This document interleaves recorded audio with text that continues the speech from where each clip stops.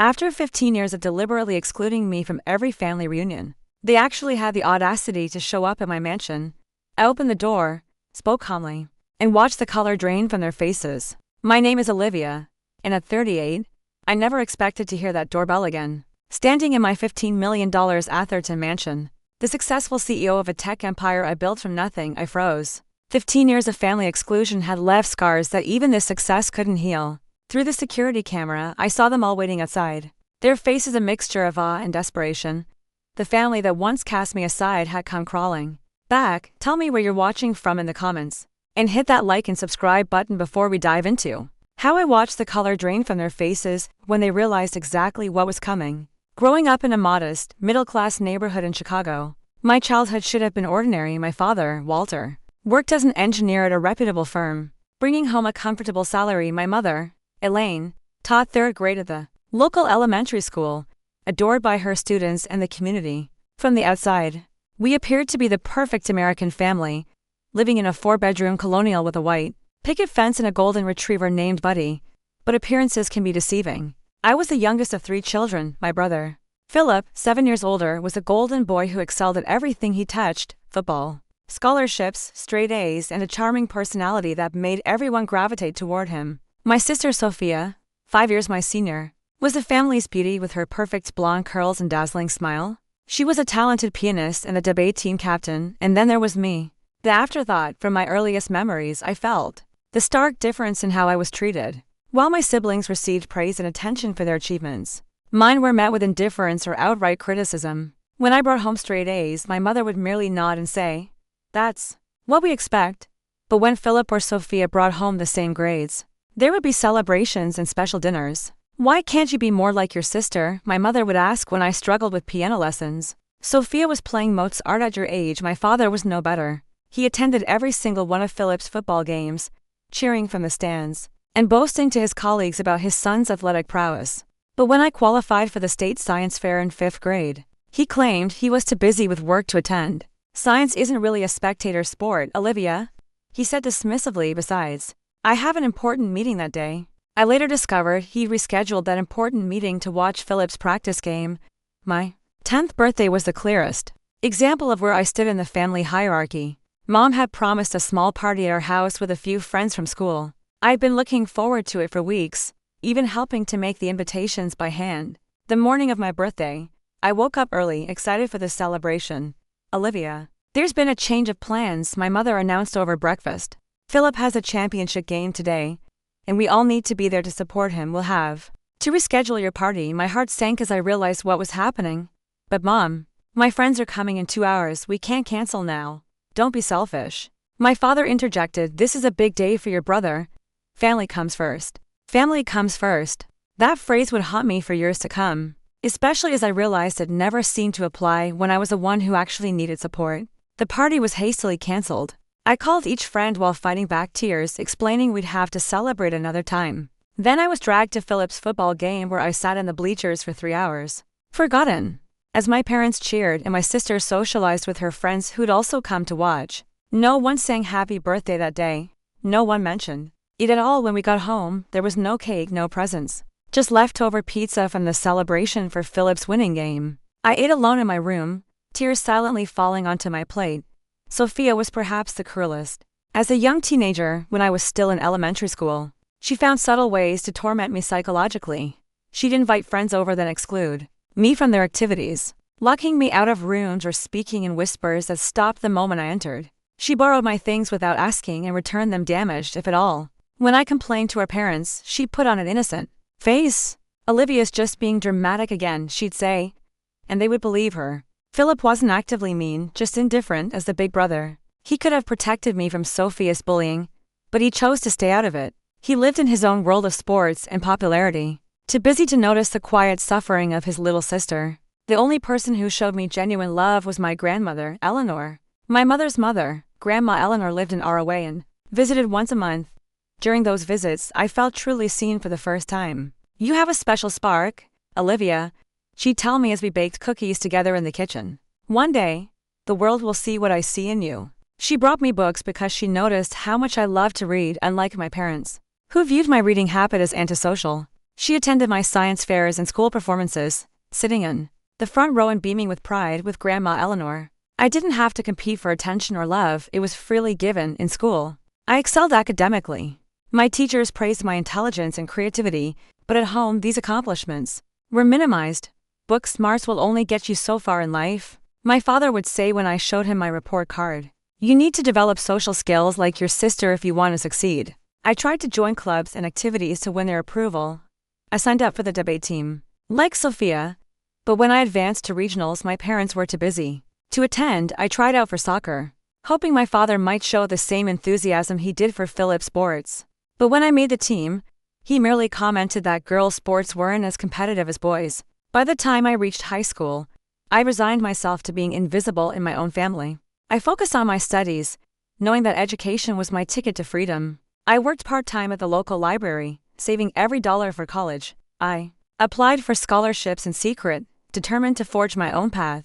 When acceptance letters came from top universities including Yale and Stanford, my parents seemed surprised, as if they'd never considered I might be capable of such achievements. Their reaction was tepid at best. "Those schools are very expensive," was my father's first comment, and very far from home. I detected a note of relief in his voice at the thought of my leaving. It confirmed what I'd always suspected. I was an obligation, not a beloved daughter. My heart broke a little more that day, but it also strengthened my resolve to build a life where I'd be valued. Little did I know then that the cruelest betrayal was yet to come, and that the true nature of my place in the family would be revealed in the most devastating way possible. The pivotal moment that shattered any remaining illusions about my family came when I was 23. I graduated from Stanford with honors, earning a computer science degree with a specialization in cybersecurity. I'd secured a job at a tech startup in San Francisco, my first step toward independence. I was starting to believe that maybe, just maybe, I could finally earn my family's respect through my achievements. Then came the call.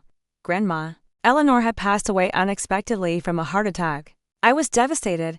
The one person who had made me feel loved and valued was gone. I flew back to Chicago immediately for the funeral, my heart heavy with grief. The funeral was a somber affair with relatives I barely knew, offering condolences and sharing memories of my grandmother. Throughout the service, I sat alone in the front row while my parents, Philip and Sophia, huddled together, presenting a united front of family grief. No one thought to check if I was okay, despite knowing how close I'd been to Grandma Eleanor. After the service, the family gathered at my parents' house. The reading of the will was scheduled for that afternoon.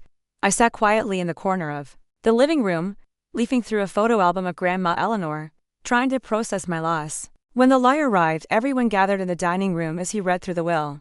Most items and assets were distributed as expected. Grandma Eleanor's house went to my mother, her card to Philip, and her jewelry collection to Sophia. Then came the surprise. To my beloved granddaughter, Olivia, the lawyer read, "I leave my grandmother's ruby ring and the sum of $5,000. You were always special to me, and I know you will make me proud." The room fell silent.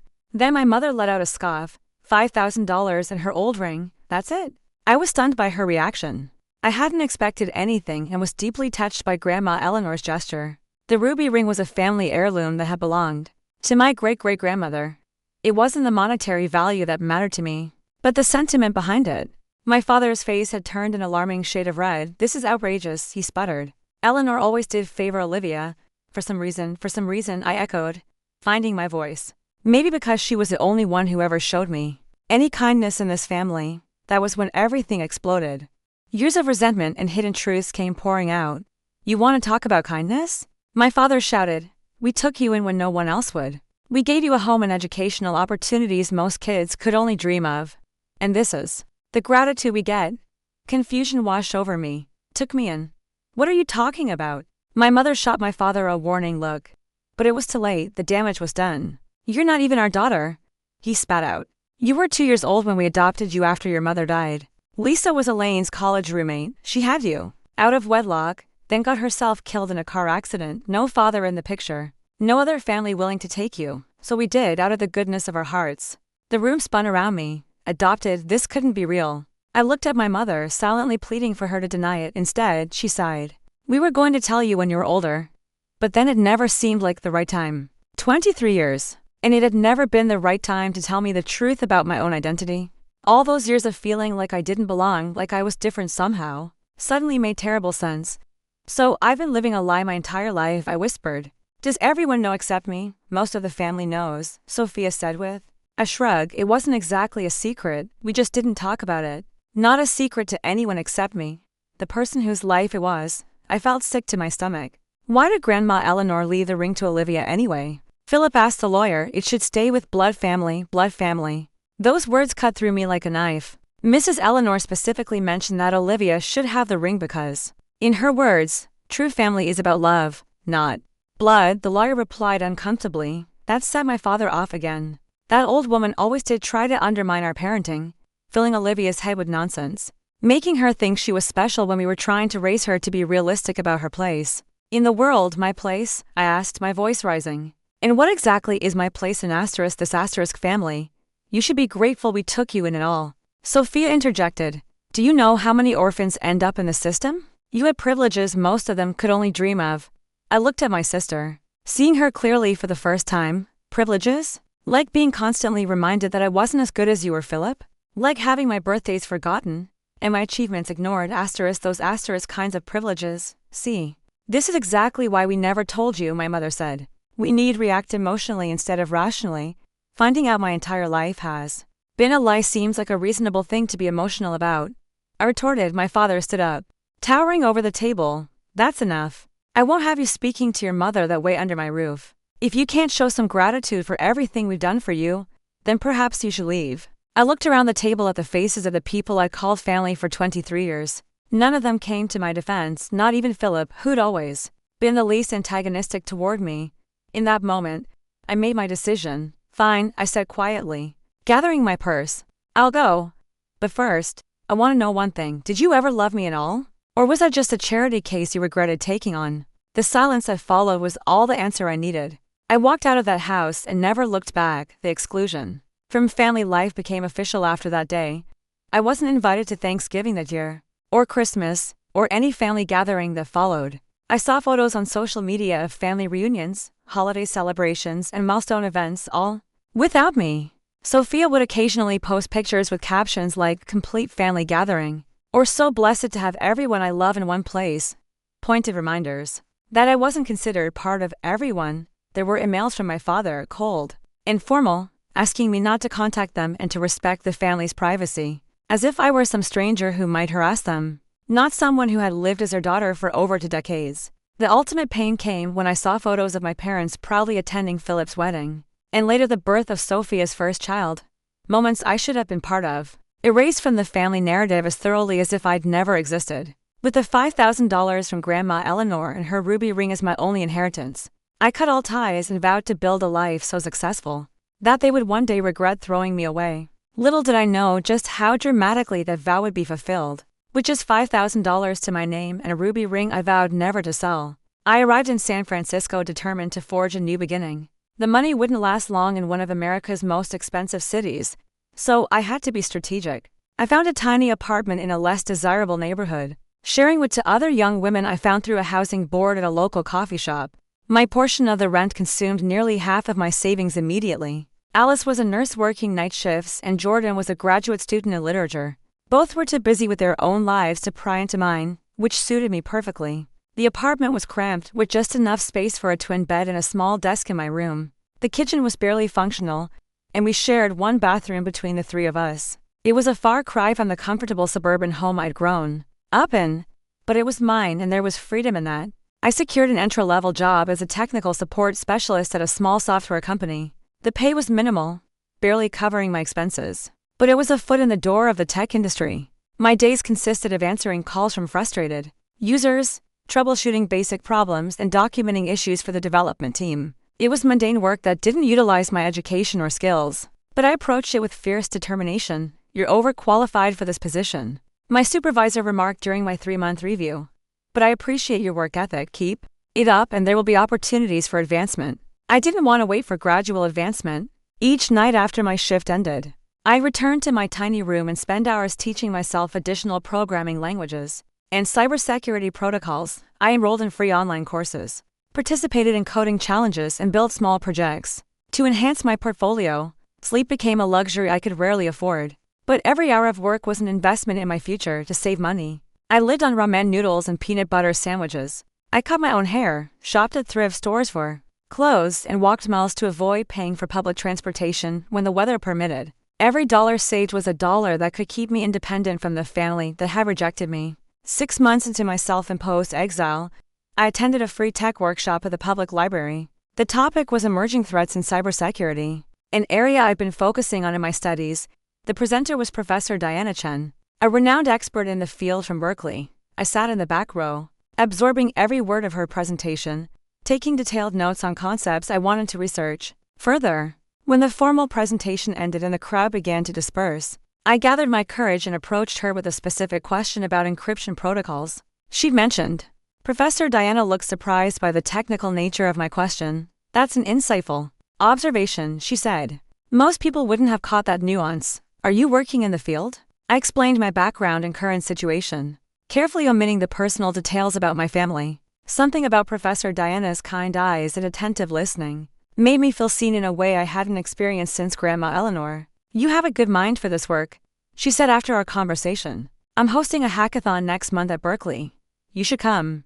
That hackathon changed the trajectory of my career. Working with a team of strangers, I helped identify a significant vulnerability in a popular financial application.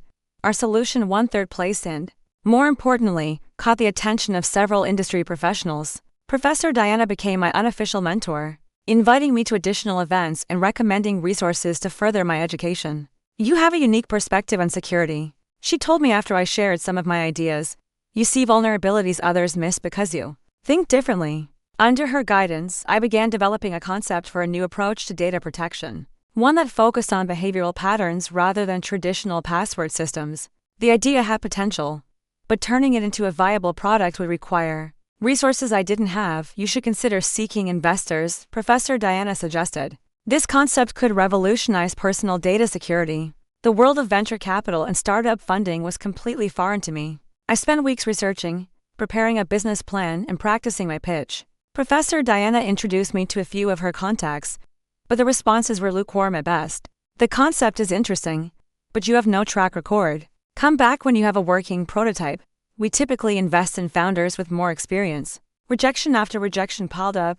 27 investors turned me down, each dismissal echoing the rejections I'd faced from my family. But unlike then, I refused to accept that I wasn't good enough to sustain myself financially while pursuing my vision. I took a second job bartending at a popular tech hangout spot. The irony wasn't lost on me. I was serving drinks to successful entrepreneurs whose ranks I was desperate to join. The late-night shifts were exhausting after full days at my tech support job, but they provided additional income and unexpectedly, networking opportunities. One night, a customer named Travis left a generous tip after we had a brief conversation about the future of digital privacy. He returned the following week and asked more questions about my background and ideas. After several such conversations, he revealed that he was an angel investor specializing in cybersecurity startups. "I've been testing you," he admitted, "seeing if you really know your stuff or if you're just another person with big talk and no substance. You're the real deal. Let me see your business plan." 2 weeks later, I received an investment of $200,000 to develop a prototype of my security system. It was a fraction of what established startups typically received, but it was enough to quit my tech support job and focus on building my product. I kept the bartending gig on weekends, both for extra cash and to stay grounded. The development process was grueling. I rented a small office space and worked 16 to 18-hour days, 7 days a week. There were technical challenges I hadn't anticipated, requiring me to learn new skills on the fly. There were moments of doubt when the code wouldn't work or when a security protocol failed testing. During those dark moments, I'd hold Grandma Eleanor's ruby ring and remember her words, "You have a special spark, Olivia." The loneliness was perhaps the most difficult aspect. While I had acquaintances like Professor Diana and my roommates, I had no close friends. No one to celebrate small victories with or to provide comfort during setbacks. I built walls around myself after the betrayal by my family, afraid to let anyone close enough to hurt me again. There were nights I cried myself to sleep, exhausted and overwhelmed. Nights when I questioned if I was on a fool's errand, trying to prove my worth to people who'd made it clear they didn't care. But each morning, I'd get up and return to my code, driven by a determination that grew stronger with each obstacle overcome. After 8 months of development, I had a working prototype. It was rough around the edges, but it demonstrated the core functionality of my security concept. Travis arranged a demonstration for a group of more established investors. And this time, they were impressed. This approach to behavioral authentication is genuinely innovative, one of them commented. With the right refinement, this could be a game changer for consumer security. That demonstration secured an additional round of funding, enough to hire 3 employees and move to a proper office space. Secure Now was officially born, and with it, the first step toward building the empire that would one day make my family regret their decision to cast me aside. The launch of Secure Now's first commercial product exceeded even my most optimistic projections. Our behavioral authentication system caught the attention of several major tech publications, with TechCrunch calling it a revolutionary approach to personal data security in an increasingly vulnerable digital landscape. Within 6 months, we had licensing agreements with 3 Fortune 500 companies who wanted to integrate our technology into their products. As the company grew, so did my confidence. I expanded from our small office to a full floor in a downtown San Francisco building. My team of 3 grew to 15, then 30, then over 100 employees within 2 years. Each hire was carefully selected, not just for their technical skills, but for their passion and integrity. I was building more than a company.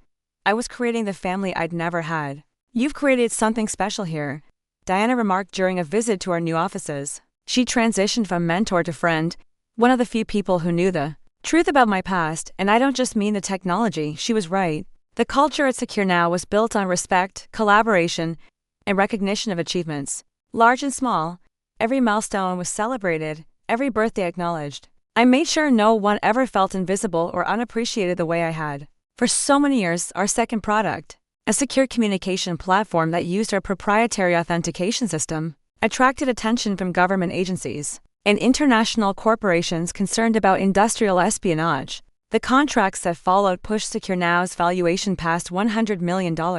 Just 3 years after our founding, financial success brought changes to my personal life as well. I moved from my shared apartment to a luxury condo overlooking the bay. I replaced my thrift store wardrobe with designer clothes, not out of vanity, but because I learned that in the business world, appearance matters when seeking to be taken seriously. I traded my 10-year-old laptop for cutting-edge technology, and my bus pass for a Tesla.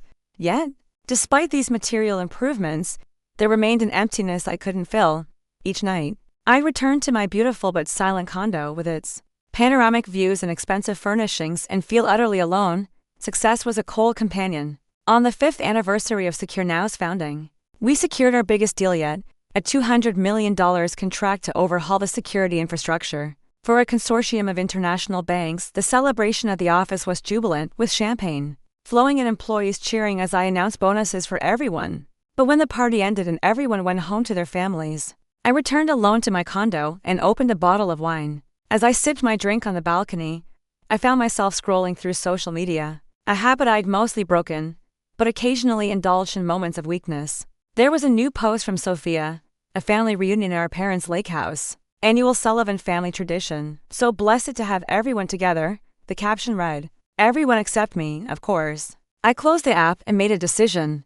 If I couldn't have the family I was born into, I would create a life so full and meaningful that their absence would no longer matter. The next day, I began looking for a permanent home, somewhere that could become my sanctuary. After weeks of searching, I found a sprawling estate in Atherton, the most exclusive neighborhood in the Silicon Valley area. The $15 million property featured a main house with 7 bedrooms, a guest house, a pool, and extensive gardens on 3 acres of land.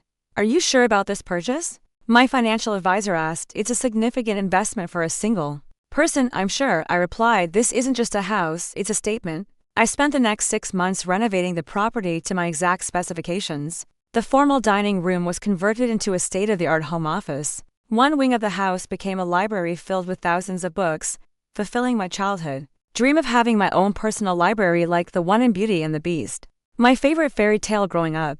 Each room was carefully designed to reflect different aspects of my personality and interests.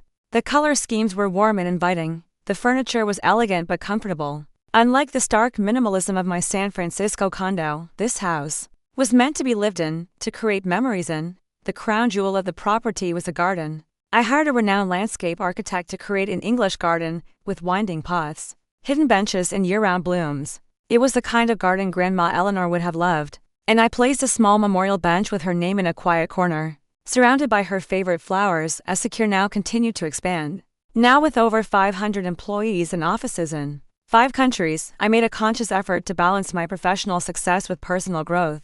I joined boards of charitable organizations, focusing particularly on those that supported foster children and orphans. I established a scholarship fund for computer science students. From disadvantaged backgrounds, I began mentoring young women, entering the tech field determined to help them avoid some of the obstacles I faced. Through these activities, I slowly built a circle of friends who knew nothing about my past and accepted me for who I was. Now, there was Travis, my first investor, who had become a trusted advisor and weekend sailing companion. Diana, of course, remained a constant presence, now bringing her husband and children to regular dinners at my home.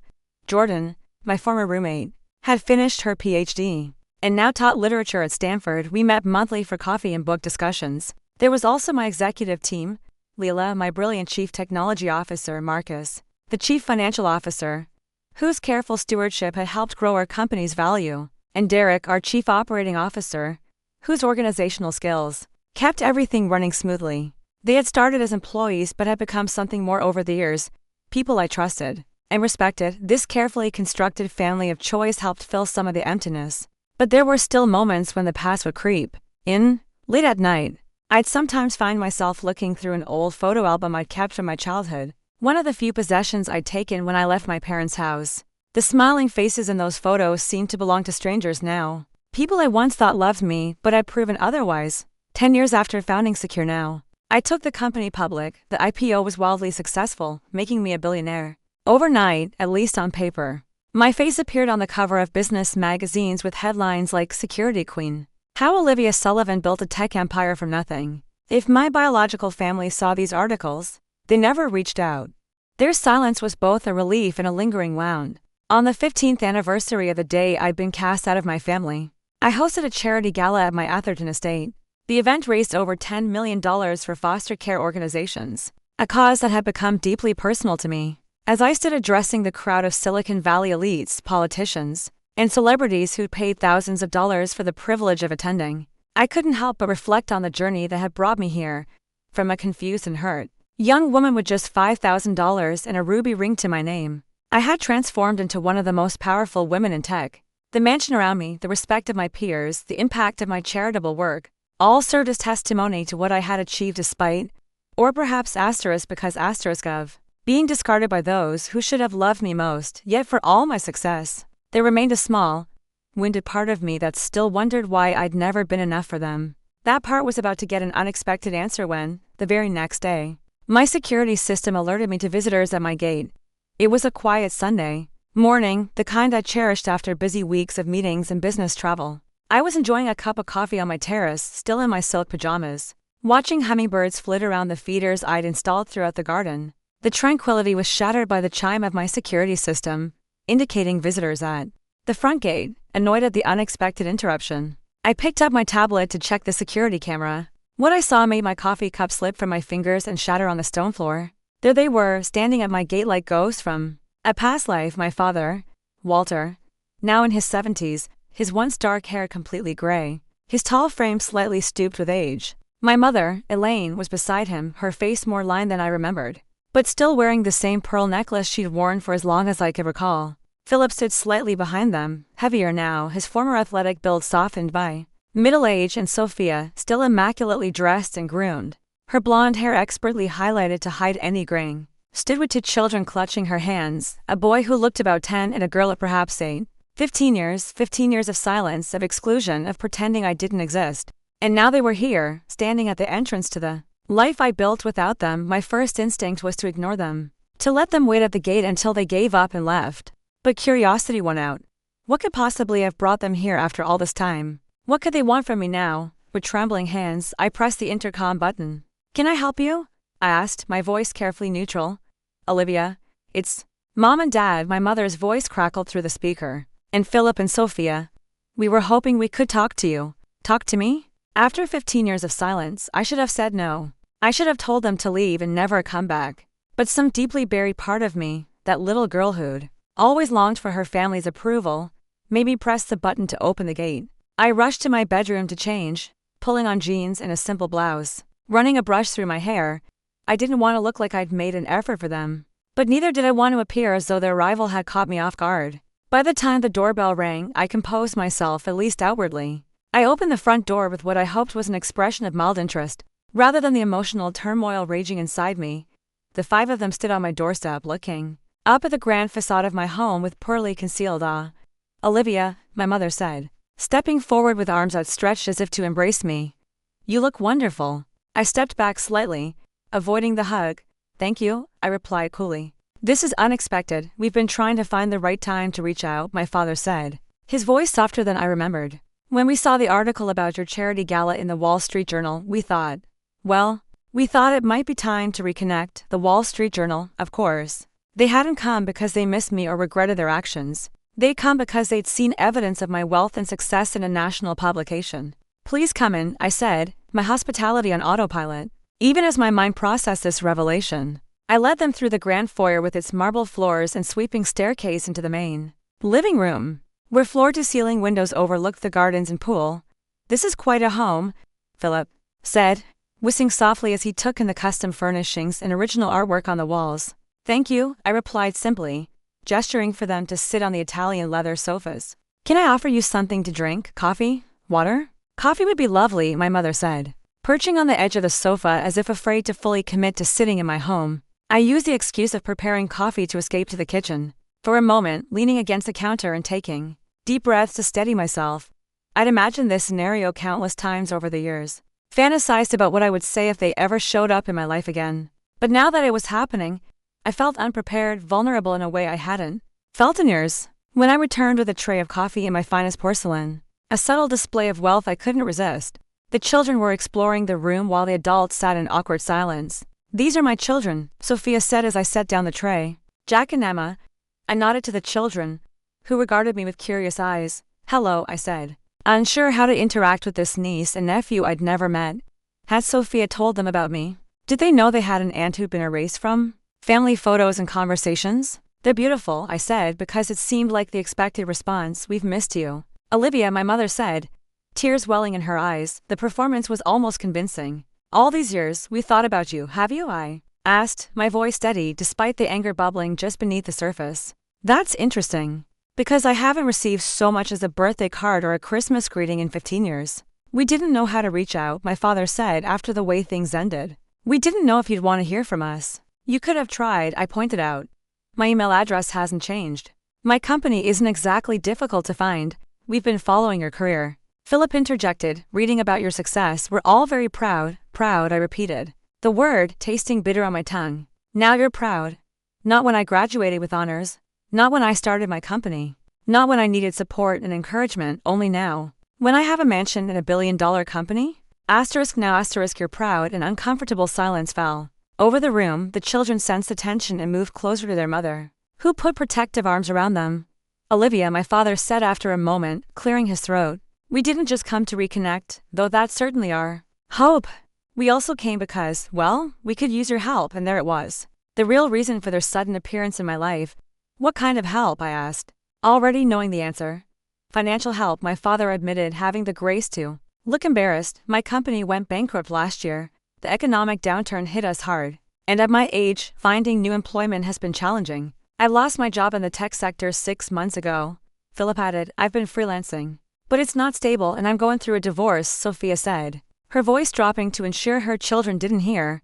"Harold left me for his secretary." Classic story. The settlement is still being negotiated and my lawyer bills are astronomical. I looked at each of them in turn. These people who had cast me out when I had nothing and have returned now that I had everything. The audacity was breathtaking. "We were thinking," my father continued, apparently mistaking my silence for consideration, "that perhaps you could help us restart the family business. A loan of about $2 million would allow us to reestablish ourselves and create something the whole family could be part of." "The whole family," I repeated. "Yes," my mother said eagerly, "you could be part of it too. Of course, though I imagine you're too busy with your own company. But you could be a silent partner, and it would help secure your nieces and nephews' future." She gestured to the children. A calculated move to pull at heartstrings I wasn't sure I still possessed. "We pay you back." "Of course," my father added with interest. "And perhaps you could consider allocating some shares in your company to the family trust. Keep it all in the family, so to speak." The nausea I felt was overwhelming. The sheer nerve of them to walk into my home after 15 years of silence and ask not just for money, but for a piece of the company I'd built entirely without their help or support. To speak of family as if it were a concept that still included me when it suited their financial needs, I see, was all I said, my mind already formulating a response they would never forget. I rose from my seat with deliberate calm, smoothing the fabric of my jeans as I gathered my thoughts. The room felt charged with tension, my family watching me with expressions ranging from hope to thinly veiled calculation. "Please make yourselves comfortable," I said with practiced hospitality. "The coffee is imported from a small cooperative in Colombia. I visited the farms myself last year." This casual mention of international travel, the kind of lifestyle where one could personally visit coffee producers halfway around the world, was not lost on them. My father's eyes narrowed slightly, recalculating the extent of my wealth. Sophia glanced around the room with renewed interest, as if mentally appraising the value of each piece of furniture and artwork. I excused myself briefly and returned with a leather-bound album and my laptop. Setting both on the coffee table, I resumed my seat across from them. "Before we discuss any financial arrangements," I said, my voice even, "I think we should catch up on the past 15 years. After all, we're family, right?" I emphasized the word family just enough to make it clear I recognized the irony. My mother nodded eagerly. "Yes, of course. We have so much to catch up on. Let's start with family gatherings," I suggested, opening the album. "I've been keeping track of them, you know." Their confused expressions turned to discomfort as I revealed the first page, a printed screenshot of a Facebook post from 15 years ago, shortly after our falling out. It showed a Thanksgiving dinner at my parents' house. The caption read, "Grateful for family today and always." "This was 3 months after you told me never to contact you again," I said conversationally, as if discussing the weather. "I noticed all of you were there, plus Uncle Robert and Aunt Linda and their children. Cousin Jessica even flew in from Denver." I turned the page. Christmas, same year. "Nothing better than having the whole family together for the holidays." "That's a lovely tree, Mom. Did you use the ornaments I made in elementary school? Or did those get thrown out along with my baby pictures?" Page after page, I showed them evidence of the life they had lived without me. Birthday celebrations, graduations, weddings, baby showers for Sophia's children, anniversary parties for my parents, all documented on social media with captions about complete family gatherings and everyone we love in one place. "Why do you have all these?" Sophia asked, her voice strained. "Know your enemy," I replied with a small smile. "A basic principle of security. You taught me that, Dad. Probably the most valuable lesson you ever gave me. Always know who you're dealing with." I closed the album and opened my laptop. "Now, let's move on to more recent history." I turned the screen toward them, showing an email from my father dated 12 years ago. I read it aloud, my voice steady. "Olivia, I must insist that you cease any attempts to contact family members. Your mother was very upset by your Christmas card. We have moved on with our lives and expect you to respect our privacy. Walter Sullivan." I looked up at my father. That was in response to the only Christmas card I ever sent after leaving. A simple card wishing you happy holidays, no requests for reconciliation, no accusations, just a card. That asterisk was your response? He had the decency to look ashamed, staring down at his hands. "And this," I continued, scrolling to another email, "is from Sophia to her friend Jenna, which she accidentally copied me on 3 years ago." I read aloud Sophia's message. "Ugh, saw another article about my sister, the tech genius. Mom was going on about it all day. As if being rich makes up for being such a freak growing up. Some people just have all the luck despite being totally socially inept." "Charming, Sophia." My sister's face flushed red. "I didn't mean." "Oh, I think you did," I interrupted. "But it's fine. Your opinion of me stopped mattering a long time ago." I closed the laptop and leaned forward, looking each of them in the eye in turn. "For 15 years, you've lived your lives as if I didn't exist. You celebrated holidays, shared milestones, supported each other through hardships. You were a family in every sense of the word, just without me, and that was your choice." I stood and walked to the window, looking out at the garden I created, at the bench dedicated to Grandma Eleanor, the only family member who'd ever truly loved me. "Now you come here. To the home I built, to the life I created entirely without your help. And you talk about family as if it's something that can be picked up and put down whenever it becomes convenient or profitable." I turned back to face them. "Let me be very clear. I don't need a family that only wants me when I have something to offer them. I don't need parents who only acknowledge me when I'm successful. I don't need siblings who mock me behind my back but come asking for handouts." The color had drained from my father's face. My mother was crying silently. Whether from genuine remorse or frustration at the failure of their plan, I couldn't tell. Philip stared at the floor, and Sophia sat rigid with anger, embarrassment, or both. "That said," I continued, my voice softening slightly as I looked at the children who appeared confused and uncomfortable. I don't believe in punishing children for the sins of their parents. I returned to my seat and addressed my niece and nephew directly. Jackson, Emma, I'm your Aunt Olivia. We've never met before today, but that's not your fault. I'd like to get to know you both if you're interested. The children looked to their mother for guidance, uncertain how to respond to the stranger claiming to be their aunt, and to that end, I said, returning my gaze to the adults, I will not be giving you $2 million to restart a family business that failed once already. I will not be signing over shares of my company to a family trust. What I will do is establish education funds for Jackson and Emma, to ensure they have the opportunity to attend any college they choose when the time comes. Sophia's expression was a complex mixture of relief, disappointment, and wounded pride. We don't need your charity, she began. It's not charity, I cut her off. It's an investment in the only innocent parties in this room. The funds will be managed by my financial team, and will only be accessible for educational expenses. You will have no access to the money. I stood, signaling that the meeting was coming to an end. That's my offer, take it or leave it. My father stood as well, his face flushed with a familiar anger. After everything we did for you, what exactly did you do for me? I asked quietly. Remind me, we gave you a home when no one else would. He sputtered. We fed and clothed you, sent you to good schools. You did the legal minimum required of parents, I corrected him. And you made sure I knew every day that it was an obligation, not a choice made from love. The moment I was old enough to be cast out, you did exactly that. My mother rose, tears still streaming down her face. Olivia, please, we made mistakes, we're sorry. Are you sorry for what you did? Or sorry that I became successful without you? I asked. Because those are very different things. She had no answer to that. I think it's time for you to go, I said gently but firmly. My assistant will contact you regarding the education funds for the children, if you choose to accept them. Otherwise, I wish you all well in your future endeavors. I walked them to the door, maintaining my composure through sheer force of will. As they stepped outside, Sophia turned back, her expression softer than I'd seen it in decades. For what it's worth, she said quietly, I'm proud of what you've accomplished. I really am. Too little, too late. But I nodded acknowledgement of her words. Take care of your children, Sophia, I replied. They deserve better than what we had. I closed the door on my past and leaned against it, finally allowing the tears to come. They weren't tears of sadness or regret, but of release and facing my family and refusing to be manipulated by them again. I had finally freed myself from the last chains of their approval. I pulled out my phone and dialed the one person I knew would understand. Diana? It's Olivia. Can you come over? My family just left and I need a friend right now. As I waited for Diana to arrive, I looked around at the beautiful home I created, at the life I built from nothing but determination and the belief that I deserved better. For the first time, I truly believed that Grandma Eleanor would be proud of the woman I'd become, not just for my success, but for finding the strength to stand up for myself. The sound of tires on the driveway announced Diana's arrival just 30 minutes after my call. One of the things I valued most about our friendship was her unfailing reliability. When I needed her, she was there, no questions asked.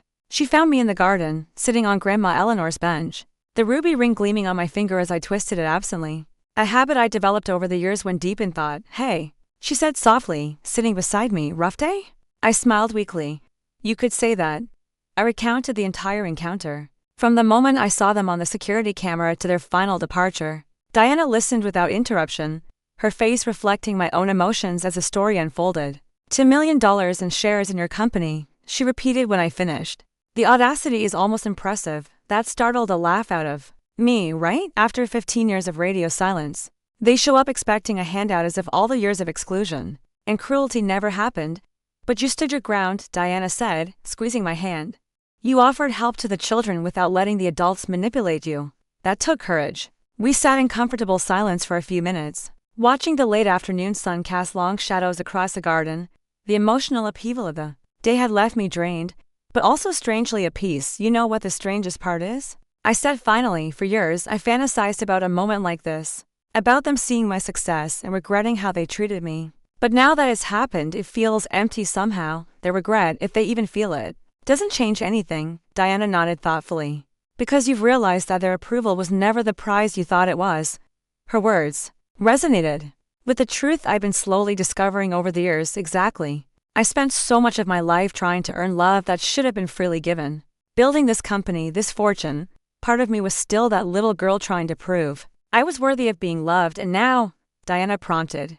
Now I know that was never the problem. Their inability to love me was their failure, not mine. No amount of success on my part could ever fix what was broken in them. In the days that followed, I experienced a range of emotions, from residual anger to unexpected grief for the family relationships I'd never truly had. But beneath it all was a growing sense of liberation, the last lingering hope that they might someday acknowledge their wrongdoing, that we might somehow become a real family, had been laid to rest. That fantasy had been holding me back in ways I hadn't fully recognized. A week after their visit, I made a decision that would change the course of not just my life, but potentially many others. I established the Eleanor Grace Foundation, named for my grandmother, dedicated to supporting children in the foster care system, particularly those who'd been adopted and then rejected, or mistreated by their adoptive families. The foundation would provide not just financial assistance for education and basic needs, but also psychological support, mentorship programs, and legal advocacy. I committed $50 million as initial funding and pledged to personally oversee its operations, alongside my duties at Secure Now. During the planning stages, I reconnected with Jordan, my former roommate, who now taught literature at Stanford. Over coffee, I shared my vision for the foundation and my personal connection to its mission. I never knew, she said, visibly moved by my story. All those years we lived together, I had no idea what you'd been through. I was good at hiding it. I admitted I didn't want anyone's pity. It's not pity to let people care about you, Olivia, she said gently. It's human connection, something I think you've been denying yourself for too long. Her words stayed with me, prompting a period of deep reflection. I'd built walls to protect myself from further rejection, but those same walls had kept out the genuine connections I craved. My success, my wealth, even my charitable work, none of it could substitute for authentic human relationships. True to my word, I established the education funds for Jackson and Emma. Sophia accepted them with a stiff email of thanks. It wasn't reconciliation, but it was a small bridge to the next generation.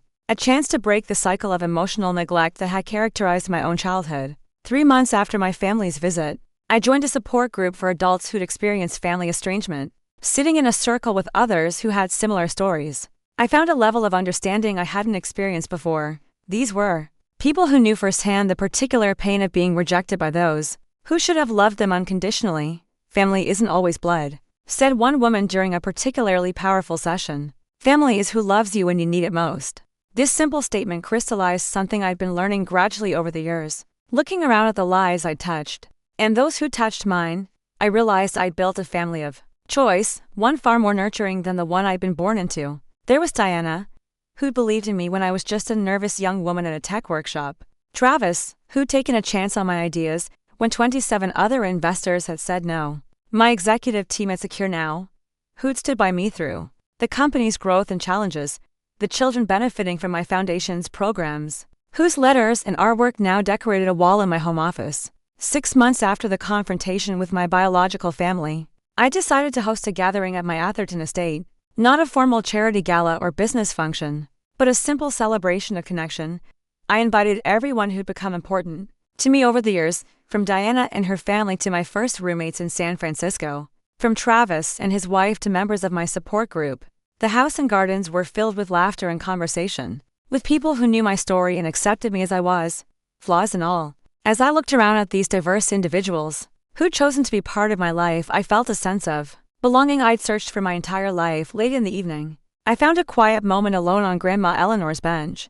The ruby ring caught the light from the garden lanterns, sparkling with the same warmth I remembered in her eyes. I could almost hear her voice. True family is about love, not blood. She had been right all along. Blood ties may be the beginning of family, but they're not its definition. Family is built through love, respect, and choices made day after day to show up for one another. It can't be measured by DNA or legal documents, but by the depth of connection and the safety found in each other's presence. My journey from rejected child to successful businesswoman had been driven, partly, by a desire to prove my worth to those who had discarded me. But the true transformation came when I realized that my worth had never been in question, only their ability to see it. The family that had once defined me by my absence had lost their power over my happiness. In their place was a community of chosen family, people who had earned their place in my life through their actions, not their blood relation. As I sat in my garden, surrounded by the life I'd built and the people who'd helped me build it, I felt at peace in a way I never had before. The wounds of the past would always be part of my story, but they no longer defined my future. The ruby ring on my finger was no longer just a reminder of the one person from my biological family who had truly loved me. It had become a symbol of the truth I learned through pain and triumph, that we all have the power to create our own definitions of family, to build connections based on genuine love rather than obligation. For anyone out there who has felt the sting of family rejection, who has wondered if something is inherently wrong with them because the people who should love them the most have turned away, I want you to know this: your worth is not determined by those who failed to see it. You deserve love, you deserve belonging, and you have the power to create a family of the heart that will cherish you exactly as you are. Have you ever had to create your own family when your biological one let you down? What helped you heal from family rejection? Share your stories in the comments below. And don't forget to like, subscribe, and share this video if it resonated with you. Thank you for being part of this journey with me. And remember that sometimes the most beautiful families are the ones we choose for ourselves.